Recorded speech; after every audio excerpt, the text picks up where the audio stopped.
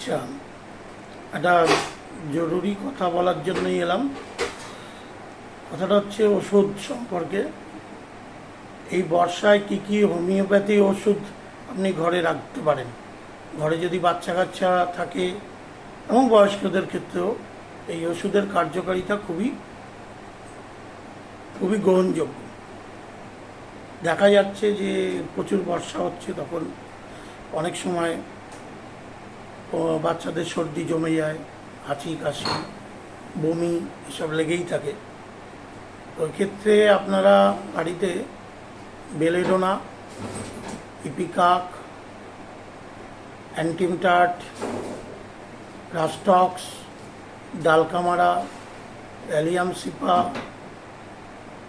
এবং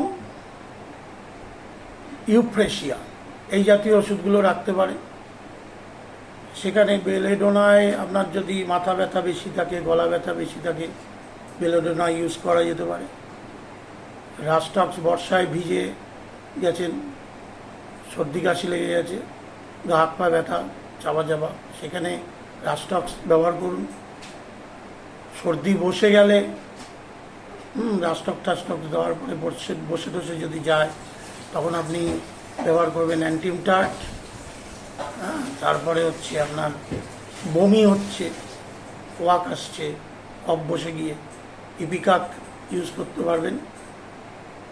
অনেকের বর্ষাকালে তো ঘর বাড়ি ড্যাম্প হয়ে যায়, ড্যাম থেকে সর্দি কাশি হলে আপনারা ডালকামারা ইউজ করুন। তারপরে আপনার নাক এবং চোখ দিয়ে প্রচণ্ড জল গড়াচ্ছে এবং নাকের জলের খুবই ক্ষতকারী জল আর কি, মানে নাকের ফুটোর ওখানটায়, নস্ট্রিলের ওখানে আপনার মানে হয়ে গেছে, লাল হয়ে গেছে, এসব ক্ষেত্রে আপনি অ্যালিয়াম সিপা ব্যবহার করবেন। আর যদি চোখের জলটা, চোখ থেকে জল গড়ানোটা খুব বেশি হয়, সেক্ষেত্রে আপনি ব্যবহার করবেন ইউফ্রেশিয়া। তো এই সমস্ত ওষুধগুলো আমি যেগুলো বললাম অ্যাকিউট কেসে 30 ইউজ হয়। তবে যে কোনো ক্ষেত্রেই কিন্তু আপনারা প্রাথমিকভাবে হয়তো দিলেন ওষুধটা, 1 ফোঁটা 1/2 কাপ জলে মিশিয়ে খাইয়ে দেবেন। বাচ্চা হলে 1/2 কাপ জলে 1 ফোঁটা দিয়ে তার থেকে 1 চামচ, 2 বছর অবধি, 5 বছর অবধি 2 চামচ এরকম দিতে পারেন। তবে সর্বোপরি 2-3 ডোজে না কমলে আপনারা অবশ্যই ডাক্তারের সঙ্গে কনসাল্ট করবেন। আমি অ্যাজ এ হোমিওপ্যাথিক ডক্টর আপনাদের এটা অনুরোধ করছি যে এই ওষুধগুলো রাখতেই পারেন।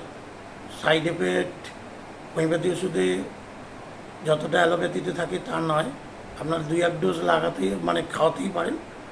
না কমলে অবশ্যই ডাক্তারের সঙ্গে যোগাযোগ করবেন। Thank you.